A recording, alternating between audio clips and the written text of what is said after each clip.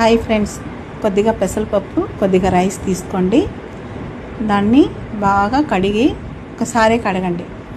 2 మాటలు కడిగినాక ఇగో ఇలా ఒక గ్లాస్ వాటర్ యాడ్ చేయండి. ఎక్కువగా యాడ్ చేయకండి. మంచి రెసిపీ నేను చెప్పేది. తర్వాత చిక్కుడుకాయలు ఒక 5-6 కాయలు ఎత్తుకోండి. బాగా ఇలా తుంచుకొని కడిగి దాంట్లో వేసేయండి. తర్వాత కొద్దిగా బఠానీలు వేయండి, చాలా బాగుంటుంది బేబీకి. ఒక టమాటా చాలా టేస్ట్ వస్తుంది.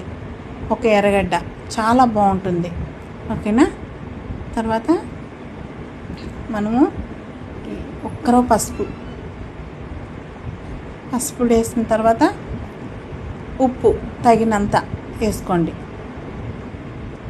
తర్వాత మనము కొద్దిగా జీలకర్ర వేస్తే పిల్లలకి త్వరగా అరుగుతుంది, చాలా బాగుంటుంది. మంచి రెసిపీ ఫ్రెండ్స్. నా ఛానల్ ఫాలో అవ్వండి. కొద్దిగా తెల్లగడ్డ వేయండి, అంతే. మెత్తగా ఉడికినాక బాగా ఎనిపి తినిపించండి, చాలా బాగుంటుంది.